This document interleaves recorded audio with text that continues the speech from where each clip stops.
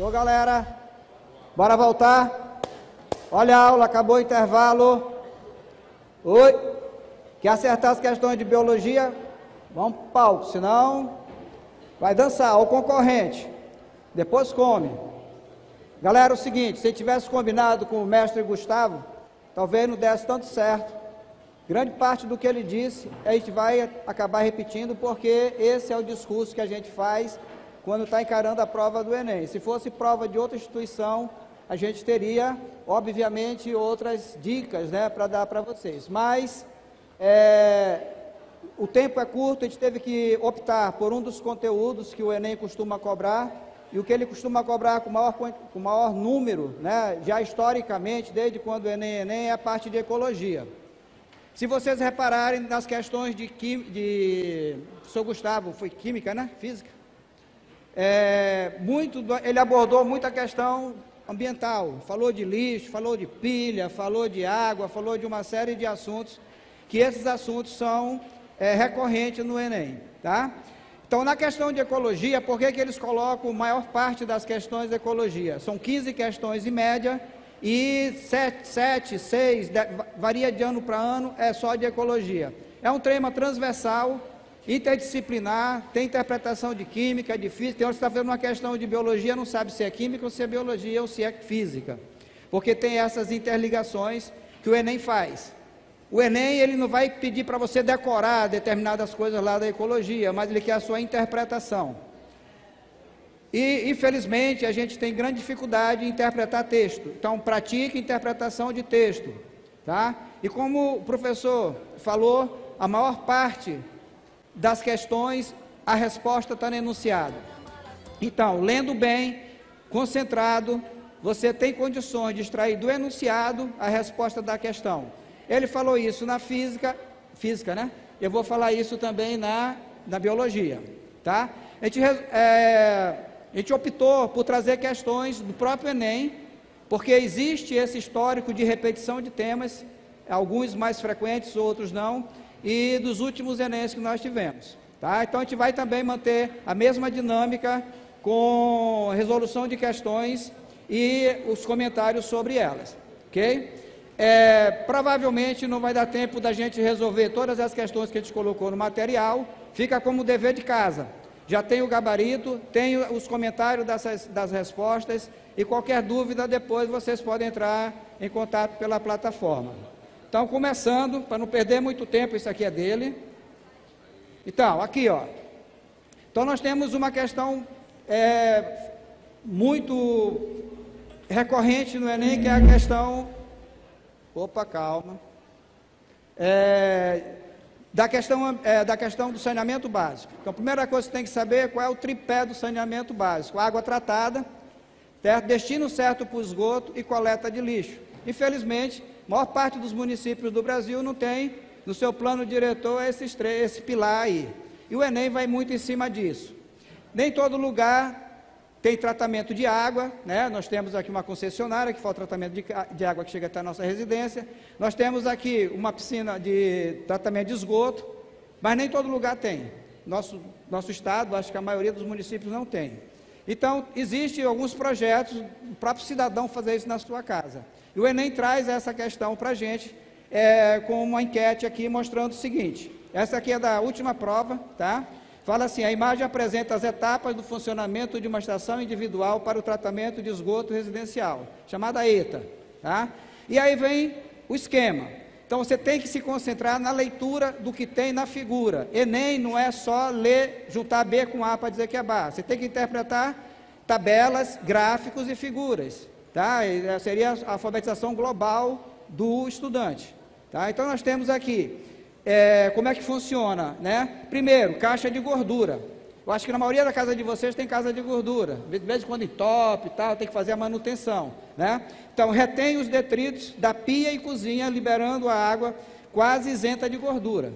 Quase, mas não totalmente. Essa é a primeira etapa. Na segunda etapa, vocês estão vendo aí que existe a caixa de passagem, né? O número 2 é a caixa de passagem. Atento para os números, porque é o número que vai aparecer aqui nas alternativas, tá? O que é que diz o número 2? Caixa de passagem: recebe o que vem do banheiro e lavanderia reunindo todo o esgoto residencial. Então, por uma tubulação, vem a água da pia, né, quase sem gordura, e depois vem a água do banheiro e da lavanderia. 3, tanque séptico. Aqui o esgoto deve ficar em repouso por um período relativamente maior do que nas outras etapas. Tá? Depois, para que será que tem que ficar mais tempo aí? Né? No outro ele não fala em tempo, e aqui ele está falando em tempo. Então ele vem agora para o número 4, caixa de inspeção, facilita a distribuição dos efluentes. Então é só ali já passou por esse processo, só para distribuição. 5, filtro biológico. Então tem colônias de bactérias que consomem a matéria orgânica. Ele falou ali em compostagem, a gente pode também utilizar esses resíduos sólidos para fazer jardinagem, alguma coisa, depois de isento de micro-organismos. E a cisterna, aqui como etapa final, o sistema será tratado com cloro.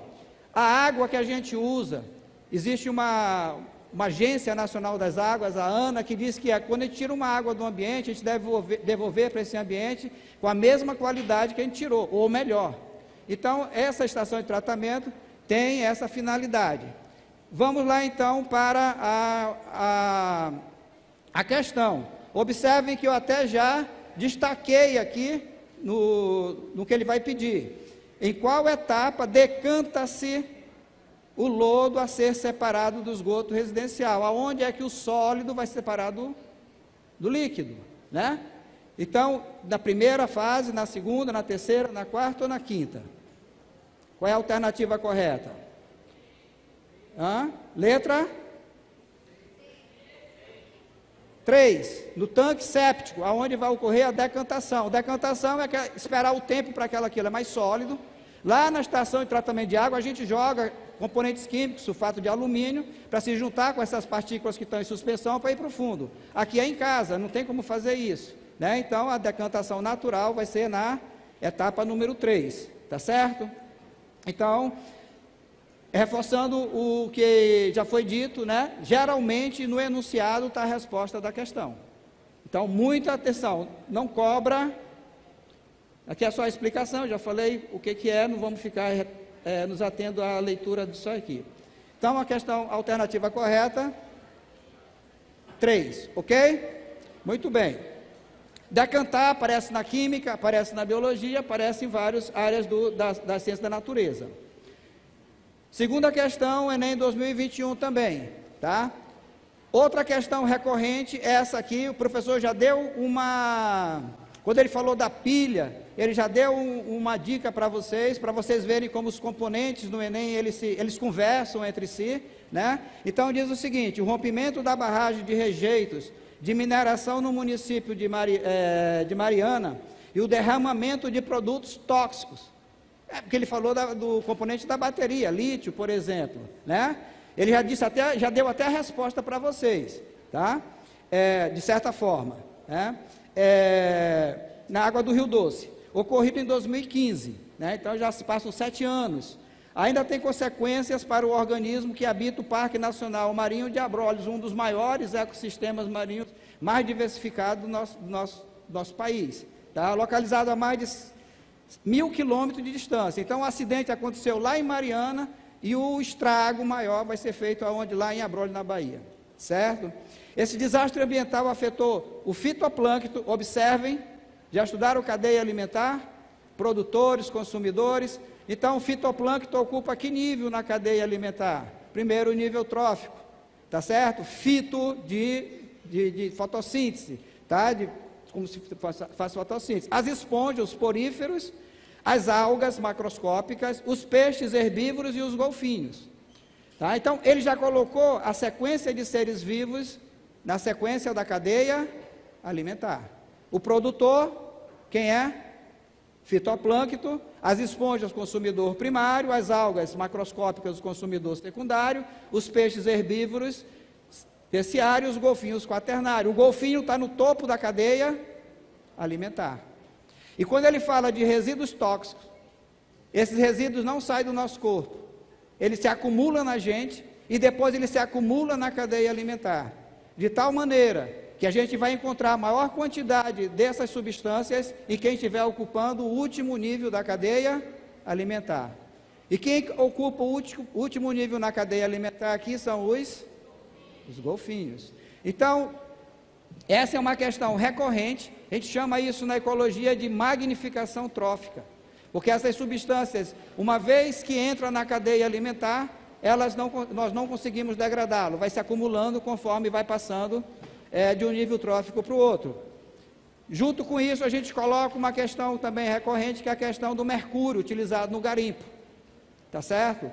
Do chumbo, de substâncias radioativas, dos agrotóxicos. Todos eles têm essa mesma característica de se acumulando no indivíduo, primeiramente, no nível trófico, e depois se acumulando no nível mais alto, em maior quantidade no nível mais alto da cadeia alimentar. Atenção para esse tema, que é muito provável que ele apareça na prova do Enem também, e não é uma questão difícil, é aquela questão que a gente tem que acertar, por causa daquele critério que o Enem usa lá, de acerto. Então, aqui nós temos os golfinhos ocupando o último nível trófico dessa cadeia alimentar. Beleza, galera? Então, magnificação trófica. DDT. Sabe o que é DDT? DDT é um inseticida. Foi usado durante muito tempo para matar carapanã. Tá? Só que essa substância vai entrando na cadeia alimentar e depois ela não consegue mais ser degradada. Certo? É muito comum essa questão na prova. Questão número 3. Eu estou no nível acelerado, né? Então vamos lá. 3, também de 2021, uma questão muito interessante, interpretação de texto. Treino em interpretação de texto. Treino em concentração. Enem não é uma prova de decorar. Enem é uma prova de interpretar texto. Valorize seus professores de língua portuguesa. Tá certo? Leiam livros. Deixe um pouco o celular de lado. Se estiver lendo no celular, tudo bem. Mas se não tiver, pega um livro lá da biblioteca e vai ler e vai interpretar o texto. Vai te ajudar muito a conseguir a sua vaga na universidade, no curso que você quer. Então vamos lá para a questão. A curcumina, uma das substâncias que conferem a cor alaranjada ao safrão. Não sei se vocês conhecem, na culinária a gente coloca para dar no caldo, dar uma corzinha no caldo lá e tal, ficar bacana. Pode auxiliar no combate à dengue. A dengue aí está voltando, nós estamos entrando num período chuvoso e está aumentando o número de dengue no nosso estado, mas o Enem é uma prova nacional. E a dengue não é mais uma questão só de uma determinada região, se espalhou pelo Brasil inteiro. Então o Enem também tem essa característica de pegar questões que é nacional, porque é exame nacional do ensino médio. Então não pode ser só de um determinado lugar. Com raras exceções, ele coloca a questão de Cerrado e de Caatinga, por exemplo. Tá? Voltando aqui. Pode auxiliar no combate à dengue quando adicionado à água do criadouro do mosquito transmissor. Então observem bem, aonde que vai colocar o pozinho amarelo lá do açafrão? Na água parada. Pneu, no vasinho, não sei o que lá, que ele está falando que é o quê? A interpretação, adicionar a água do criadouro do mosquito transmissor, aonde que a larva se desenvolve? Nessa água parada. É aí que você vai jogar isso aí. Isso é que eu estou falando sobre interpretação do texto. Ok? Essa substância, ela acumula-se no intestino do inseto após ser ingerida com a água do criadouro. E quando ativado pela luz, induz a produção de espécies reativas de oxigênio que danificam de forma fatal o tecido do tubo digestório.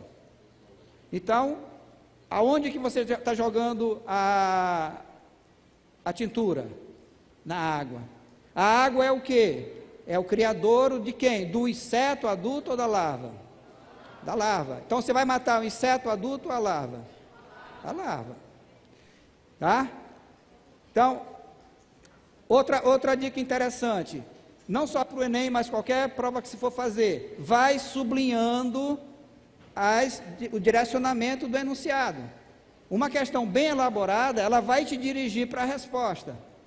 Tá certo? Então você vai sublinhando, destacando, porque no dia da prova você está nervoso, seu emocional está alterado e você precisa se concentrar o máximo possível. E nós sabemos, hoje nós temos uma grande dificuldade de concentração devido às várias né, atrações que nós temos em nossa volta. Mas prova é prova, tá? Então, como é que a gente faria isso nessa questão? Por exemplo, a gente iria destacando as palavras-chave, a substância, o que é alaranjado, para você lembrar que tem gente que não conhece açafrão, né? Vamos supor que tem uma pessoa que não conhece, mas sabe que é uma substância que tem a cor alaranjada, que usa na culinária. Auxilia no combate de quem? Da dengue. Dengue tem duas fases, a fase do mosquito se desenvolve na água, larval, e depois ele já adulto, quando vai sair para contaminar a pessoa com o vírus. Lembrando que dengue é uma doença viral, tá? Aqui, água do criadouro do mosquito transmissor. Aí está o direcionamento para responder, certo? A água do intestino do inseto, claro que não é inseto adulto, na água não tem inseto adulto, tem a larva, o tapuruzinho que está se desenvolvendo. Vocês já viram a larva do mosquito na água parada, na casa de vocês? Passa lá o pessoal da prefeitura fazendo a inspeção, vê se tem alguma água parada, então você vê lá a larvinha se movimentando, tá certo? Então ele pergunta, a forma de combate relatada tem como atividade o quê? A morte do indivíduo adulto? A redução da eclosão dos ovos? O rompimento da metamorfose? O que é metamorfose? É a fase do desenvolvimento do ser vivo. Alguns seres vivos passam por fases que a fase larval nem parece ele adulto, como é o caso da borboleta, né? Tem a polpa, a crisálida, até chegar lá na borboleta, né? Então a gente chama de holometábulo, ou que tem metamorfose completa. Tem alguns que tem uma metamorfose meia boca, mais ou menos, a gente chama de hemimetábulo, tá? Por exemplo, o gafanhoto, ele nasce sem asa e a única coisa que aparece nele é a asa depois, o grilo. E tem aqueles ametábulos como a gente. O bebê já se parece com a gente, quando a gente vai envelhecendo se parece muito mais, porque vai caindo o cabelo e vai caindo os dentes. A gente acaba ficando parecido igual o bebê de novo, né? Então, está falando de quem? Impedimento do desenvolvimento da larva? Se eu impeço que aumente a população de mosquito, eu estou contribuindo para diminuir a transmissão do vírus da dengue, tá certo? Repelência de forma transmissora da doença? Não está dizendo nada em repelir aí, está dizendo que afeta o sistema digestório. Qual é a alternativa correta? Fácil, né? Então, como já foi dito, Enem tem questões fáceis, médio e difícil. As fáceis a gente tem que acertar, certo? Então, aproveitem, deitem, rola nas fáceis, e são fáceis mesmo. Biologia, não vou falar dos outros componentes, mas biologia tem essa particularidade, de 15 questões você vai ter 2, 3 no Enem, que é um pouco mais complicada. O resto, só com leitura e interpretação de texto você consegue direcionar, e eu sei que vocês vão conseguir fazer uma boa prova geral, mas de biologia principalmente. Então a gente aí, como eu disse para vocês, destaque na prova de vocês. Vocês não podem receber uma prova e sair da prova com ela, parece que não aconteceu nada. Vocês têm que ir riscando, vocês têm que ir chamando a atenção de vocês, porque a mente da gente engana a gente na hora da prova. O próprio momento emocional que a gente está vivendo está sob pressão, e sob pressão a gente é capaz de cometer erros, que depois, quando a gente entrega a prova, a gente vai saber que errou lá na porta. Eu, quando trabalho na escola e aplico prova, tem aluno que entrega a prova, ele chega lá na porta e ele fala, professor, deixa eu pegar só um pouquinho aqui, porque eu me lembrei que eu errei. Como é que ele lembrou lá na porta e não lembrou aqui? Então, não tenho preguiça de ler. Algumas questões realmente são cansativas, mas isso é de propósito, tá? De propósito, a maioria tem preguiça, essa palavra, de ler. Então, não tenham preguiça de ler, pode ser o diferencial entre você e o outro. Tá certo? Ok, galera? Então, ó, água no criadouro contaminado, aqui é a explicação, tem na apostila, deixei para vocês aí, tá? Para depois vocês digerirem essa questão com mais tranquilidade em casa. Impedir o desenvolvimento da larva é a alternativa correta. Tá certo? Muito bem. Outro tema. Vocês estão vendo aqui, precisa decorar o que aí? O que de ecologia precisa decorar aí? Né? É só ler e interpretar. Então, quando o professor pede lá para você ler uma questão, para você explicar uma questão, não tenho preguiça de fazer isso. Isso é só exercício, gente. No começo fica meio chato mesmo, porque a gente não tem muito costume. Mas depois vocês vão ver que é uma maravilha. E quem for para a universidade vai precisar fazer isso com muito mais frequência. Tá? Questão de 2020. Tá? Essa questão, ela pode ser abordada de várias maneiras no Enem. Trata de extinção de espécies. São vários os motivos que levam uma espécie a entrar em extinção. Tá? Introdução de espécies exóticas, por exemplo. O que é uma espécie exótica? Que não pertence àquele habitat. Por exemplo, vocês já ouviram falar no caramujo africano? Já apareceu na casa de vocês?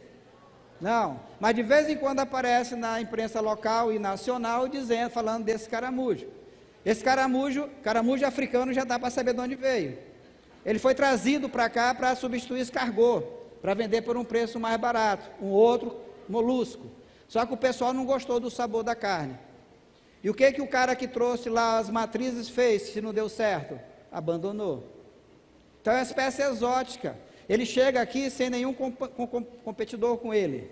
A tendência é ele sair melhor do que aqueles que estão no local.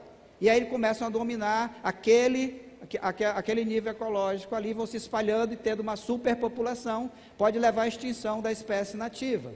Tá certo? Então, mas a questão mais recorrente é a fragmentação do habitat. Por exemplo, sempre cito em aula que uma onça, para poder se reproduzir, precisar viver, ela precisa de 50 quilômetros quadrados. É pouco ou é muito? Para ela é o suficiente. Para ela é o que ela precisa para poder se reproduzir. Para o fazendeiro, para o engenheiro que quer, a estrada é necessária? É necessário produzir alimento? É. Mas é necessário a onça ter 50 mil quilômetros quadrados? Precisa. Se não tiver, ela desaparece. Mas eu vou passar uma estrada aqui só de 20 metros. Não vai fazer diferença para ela? Vai. Porque se eu passo bem no meio de 50 mil quilômetros quadrados, eu não tenho mais 50 mil quilômetros quadrados. Eu tenho quanto? Menos de 25 mil. Menos de 25 mil não vai dar para ela se reproduzir, para ela viver e criar seus filhos. Estou dando exemplo da onça, mas serve para outros seres vivos. Tá certo? Então fala o seguinte: a fragmentação do habitat é caracterizado pela formação de ilhas da paisagem original, circundada por áreas transformadas. Tá? Esse tipo de interferência no ambiente ameaça a biodiversidade. O que é a biodiversidade? É o conjunto de espécies, a comunidade ecológica que ocupa aquele espaço. Imagine uma população de onça isolada em uma mata pequena. Ela se extinguiria mesmo sem ter sido abatida. Não precisa matar a onça para ela desaparecer. Basta fragmentar o seu habitat. Diversos componentes da ilha do habitat, como tamanho, heterogeneidade, seu entorno, sua conectividade e o efeito de borda, são determinantes para a persistência ou não das espécies originais. O que é efeito de borda? Então eu tinha uma floresta, que tudo era floresta. Eu vim abrir uma estrada, uma vicinal, para poder, o povo quer ocupar, vamos povoar Roraima, embora, vamos abrir aqui. Certo? Então, desse lado e desse lado, ficou fragmentos da floresta que tinha original. Quando estava tudo aqui, essa árvore que está bem aqui, não recebia tanta luz quanto ela está agora, porque a luz está batendo direto nela. O animal que circulava por aqui, livremente, quando tinha a floresta, quando ele chega aqui na estrada, ele fica em dúvida, porque ele não conhece o chão, não conhece o asfalto. Daí que a gente vê muito tamanduá sendo atropelado. Tá certo? Por quê? Porque ele não conhece aquele ambiente ali. Isso aqui a gente chama de, por exemplo, efeito de borda. Vamos lá. Uma medida que auxilia na conservação da biodiversidade nas ilhas mencionadas do texto compreende então, como eu disse, precisa abrir a estrada, precisa plantar, precisa construir vila. Mas o que eu posso fazer para não colocar as espécies em risco de extinção? Eu devo fazer formação de microhabitat, ampliação do efeito borda, eu vou aumentar o efeito borda, eu vou destruir mais ainda, destruir ou derrubar, né? Construção de corredores ecológicos, promoção de sucessão ecológica, introdução de novas espécies de animais e vegetais. Se as que tem lá já não estão conseguindo viver, eu ainda vou colocar mais ainda, né? Então, qual que vocês marcariam? Construção de corredores ecológicos. Vocês já viram falar sobre isso, né? Então, a construção de corredor ecológico é uma das ações que a gente pode fazer para poder tentar diminuir. Tem uma palavra em ecologia que a gente usa muito, que é mitigar. Já ouviram falar a palavra mitigar? Mitigar é amenizar o estrago, tá? Digamos assim, né? O impacto.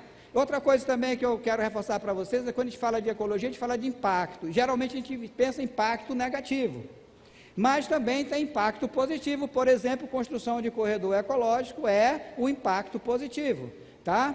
Então, nem tudo que é impactante na ecologia é negativo, tá? Então, aqui eu trouxe uma imagem. Precisou abrir a estrada? Precisou. É bom? É, diminui, né, e tal, diminui o preço dos produtos, vai chegar com mais facilidade, a gente quer passear e tal. Mas o que é que fizeram aqui? Como é o nome disso aqui? Ligando essa parte, isso aqui era uma coisa só. Quando passou a estrada aqui, o que é que fizeram aqui? Um corredor ecológico, certo? Então, isso é uma medida que, às vezes, faz por baixo da estrada, tá? Cava um túnel, o gado, por exemplo, uma fazenda, tá? O cara cerca aqui, cerca ali, e o gado quer pastar dos dois lados, livremente.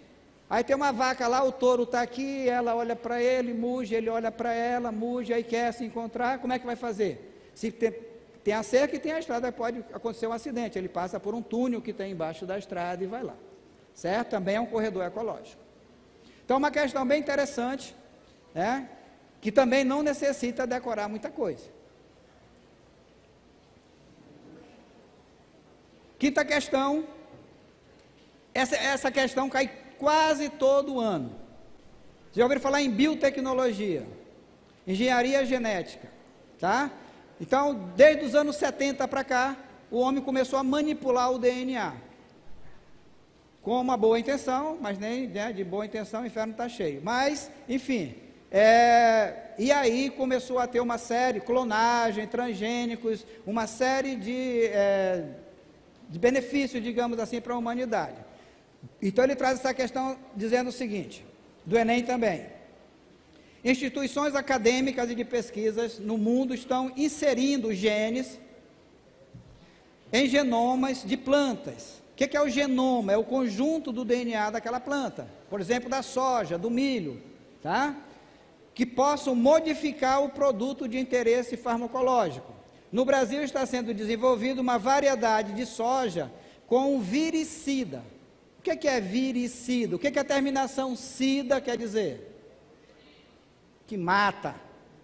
Homicida. O que é um homicida? Aquele que mata o outro. Então, quando eu uso um herbicida para matar o quê? Inseticida para matar inseto. E viricida. Embora o vírus não tenha vida, mas a gente pode destruir ele, tá? Então, está modificando o genoma da soja para que ele produza um viricida ou microcida capaz de prevenir a contaminação pelo vírus causador da AIDS. Como é o nome do vírus causador da AIDS? HIV. O que significa o V? V de vírus, galera. Não precisa falar vírus, vírus da AIDS. O HIV já é o vírus. E o I? Da imunodeficiência. E o H? Humana. Isso. Parece que foi até meu aluno, né? É isso aí. É isso aí. Né? Quando eu falar isso aí, você já sabe. Então vamos lá. Essa leguminosa está sendo induzida a produzir a enzima cianovirina N, que tem eficiência comprovada contra o vírus. Então o que estão fazendo? Modificando o genoma da soja para que ela produza uma substância que mate o HIV, tá? Qual é a palavra-chave no enunciado que vai te dar a resposta? O que você sublinha aí que é importante para você chegar na resposta que vai querer? Inserindo gene em quem não tem. Quando eu insiro um gene em quem não tem aquele gene, ele se transforma no quê? No transgênico, no organismo geneticamente modificado. Isso é feito através da biotecnologia.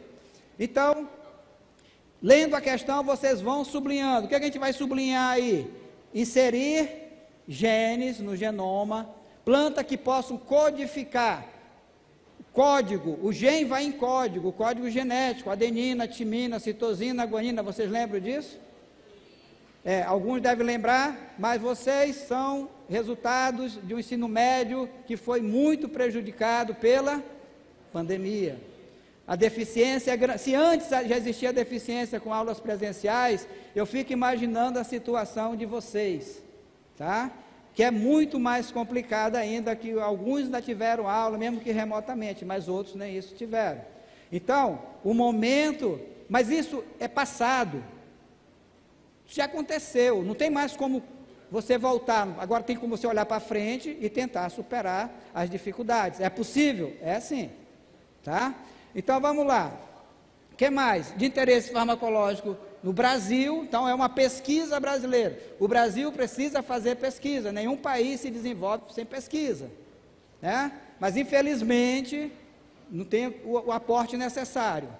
E aí ele fala, essa leguminosa, de que leguminosa que ele está falando? Da soja. Soja é uma leguminosa, o feijão é uma leguminosa, o amendoim é uma leguminosa. Por que é uma leguminosa? Porque tem o fruto dela na forma de uma vagem. Toda planta que o fruto é na forma de uma vagem é uma leguminosa. E a leguminosa é rica em proteína, tá? O feijão, o amendoim, a ervilha de Mendel, certo? O assoalho quer me derrubar. Induzindo a produção de enzima, produzir a enzima. O que é a enzima? O professor falou aqui de substância orgânica e inorgânica. Enzima é orgânico ou é inorgânico? É orgânico. Pertence aqui categoria: carboidrato, lipídio, proteína, vitamina ou ácido nucleico? É uma proteína. Toda enzima é uma, mas nem toda proteína é uma enzima. Ora, se a proteína tem que sair do RNA mensageiro, que tem que sair do DNA, por isso está colocando o DNA na soja. Quando eu coloco um gene no indivíduo, que ele não tem aquele gene anteriormente, ele passa a ser um transgênico, e a técnica chama transgenia, tá? Então, o próprio enunciado já está dando para você a informação, tá? A técnica para gerar essa leguminosa é um exemplo de hibridismo, transgenia, conjugação, terapia gênica, melhoramento genético. Então, a resposta correta é a transgenia. Eles perguntam assim, o que é um organismo geneticamente modificado? O que é um transgênico? É o indivíduo que recebeu um gene que ele não tinha. Qual é a tecnologia? Biotecnologia. Tá certo? Isso aí cai. Federal, estadual, qualquer vestibular que você for fazer, vai cobrar esse conteúdo como sendo uma modernidade, embora já exista desde os anos 70. Ok? Vocês me avisem aí o tempo, quando tiver. Ainda tenho 4 questões. Se der tempo, eu faço todas. Se vocês deixarem. Essa já é uma questão de 2019, lá no começo do processo todo, né? Quando a gente vai começar, finalzinho já, novembro, diz o seguinte. E essa questão nos remete para várias partes da ecologia e da biologia. Ela é geral, geralzona mesmo. Química, física, tudo mais. A cada safra, a quantidade de café beneficiado é igual à quantidade de resíduos gerados pelo seu beneficiamento. O que é beneficiar o café? É deixar só aquele carocinho que a gente torra. O fruto que reveste ele é o resíduo. Tá certo? Muito bem. Beneficiamento. O resíduo pode ser utilizado como fertilizante, adubo, pois contém cerca. Aí vem as informações. Como o professor falou também, o Enem não coloca informação para encher linguiça. A informação que tem no enunciado tem que ter relação com aquilo que vai ser cobrado. Tá? Não é para cansar você, vou colocar aqui para ele ficar cansado e desistir. Não, pular a questão não é desse jeito. Certo, galera? Então, presta atenção. O resíduo pode ser usado como fertilizante, pois contém cerca de 6,5 de pectina. Eu não sei o que é pectina, está dizendo que é um polissacarídeo. O que é um polissacarídeo, galera? É um carboidrato, como o amido, como o glicogênio, como a celulose, como a quitina. Carboidrato é feito do que, galera? Basicamente, carbono, hidrogênio e carboidrato. O hidrato lembra água, H2O, hidrogênio e carbono. Então, carboidrato praticamente tem 3 elementos químicos: carbono, hidrogênio e oxigênio.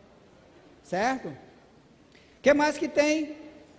O que tem mais aqui? Aproximadamente 25% de açúcares fermentáveis, frutose, sacarose e galactose. São monossacarídeos, também são carboidratos. Bem como resíduos de alcaloide, composto aminado. O que quer dizer aminado? Que tem amina, lembra do aminoácido? Tem amina é NH2, tem nitrogênio. Então, esses compostos têm o quê? Carbono, hidrogênio, oxigênio e nitrogênio. Beleza? Vai juntando as peças aí. Que não foram extraídos no processo, estão no resíduo, está na casca do café. Tá? Não sei se vocês sabem, mas o café que a gente toma no Brasil, a maioria deles é só de resíduo. O grão mesmo vai para fora. Tá? Bom, esse resíduo contribui para a fertilidade do solo, tornar o solo mais fértil, mais produtivo, certo? Por que ele torna o solo mais produtivo? Porque ele possui 2 componentes que eu citei para vocês, que tem no carboidrato e que tem nos compostos aminados. De quem que eu falei? Carbono e nitrogênio. Nitrato, carbonato, tá? Então a gente vai pensar em responder o quê? Quem que está babando para você marcar aí? Qual a alternativa? Letra A de amor. Certo? Possibilita a reciclagem do carbono e nitrogênio. Aproveita, o tempo está acabando, para falar o seguinte: ciclo do carbono cai no Enem, ciclo do nitrogênio não cai com tanta frequência. Carbono cai por causa do efeito estufa, cai por causa da fotossíntese, cai por causa da respiração e da fermentação, tá certo? O nitrogênio, porque só tem um tipo de ser vivo que é capaz de pegar o nitrogênio da atmosfera, é o gás encontrado em maior quantidade na atmosfera terrestre, é o nitrogênio, 78%, mas só existe um tipo de ser vivo capaz de pegar esse nitrogênio e fixar para a gente usar para fazer base nitrogenada, para fazer as proteínas. São as bactérias que participam do ciclo do nitrogênio. Então, se der tempo, revejam o ciclo do carbono e ciclo do nitrogênio, é muito provável que ele apareça, tá? Então, pode mais uma ou já? Vai mais uma? Pode ir mais uma? Ok. Tá bom, galera? Tá gostando aí? Estão lembrando? Ou está muito pesado? Vocês estão achando as questões médio, fácil ou difícil? Mas é a interpretação, galera, tá? Não tem questão muito difícil, tá? Vocês estão vendo aí. Então, para a gente finalizar, e finalizando, eu já aproveito para agradecer o convite, tá? Feito pela equipe, né? Oi? Tem outro ainda. A oportunidade de tentar ajudar vocês, nesse momento tão difícil, né? Da formação de vocês, prejudicada pela pandemia, e também a disponibilidade do meu cursinho, onde eu trabalho, o Acadêmico News, que possibilitou também a gente vir aqui participar desse evento junto com vocês. Me sinto muito honrado de participar desse momento junto com vocês. E também peço, se possível, não sei se você está acompanhando pela imprensa, mas Recife casou de ontem para hoje uma calamidade com mais de 30 mortes, tá certo? Por causa das chuvas, né? Barracos desmoronando, levando tudo. Então 30 mortes de ontem para hoje por causa das fortes chuvas que está caindo em Recife. Depois procure se informar sobre isso. Se vocês puderem contribuir, ou a família de vocês com alguma coisa, os recifenses, os pernambucanos agradecem. Então, para encerrar, galera, a poluição radioativa compreende mais de 200 nuclídeos, sendo que do ponto de vista do impacto ambiental, destacam-se o Césio 137. Inclusive no Brasil, lá em Goiás, nós já tivemos um grande acidente, um grande desastre com esse elemento. E o estrôncio 90, presta bem atenção no enunciado. A maior contribuição dos radionucleídeos antropogênicos pelo homem, né, no meio marinho um ambiente aquático marinho, ocorreu durante a década de 50 e 60, como resultado de testes nucleares resultados na atmosfera. Soltavam bombas para ver o que acontecia e isso acabava indo para o mar. 3/4 do planeta é mar, né, água. O estrôncio 90, aí ele vem agora com o que ele vai querer, ele vai direcionar você. O estrôncio 90 pode se acumular nos organismos vivos e em cadeias alimentares. Acumula em você e ao longo da cadeia alimentar. Como é o nome desse processo? Magnificação trófica, tá? Substância de efeito cumulativo. Aí diz o seguinte: e em razão da sua semelhança química, pode participar no equilíbrio de carbonato e substituir cálcio em diversos processos biológicos. Quando fala de seres vivos, que fala de cálcio, vocês lembram do quê? Osso, gente. Todo mundo sabe que o osso, o nosso sistema esquelético, tem várias funções. Uma delas é servir de depósito de fosfato de cálcio. É ele que dá rigidez para o nosso osso. Então, aonde que o estrôncio 90 vai se acumular no organismo? Tecido cartilaginoso, sanguíneo, muscular, nervoso ou ósseo? Canhoto é uma desgraça, nada na gente ajuda, né? É tudo ao contrário. Aqui é canhoto aí, vai usar a tesoura, né? Vai abrir a porta, abridor de lata, é um inferno na vida da gente, mas por isso que a gente é mais inteligente, né? Quem é canhoto aí? Os melhores guitarristas foram canhotos, ou são canhotos, né não? Então, tecido ósseo. Galera, vai ficar duas questões, a 8 e a 9, tá? Uma tem muita semelhança com o que já foi dito aqui. Vocês têm condições de responder, tá? Já tem um gabarito aí, não tem não? Ou vai ficar lá no... O gabarito vai ficar no portal? No portal vocês podem conferir o gabarito, tá certo?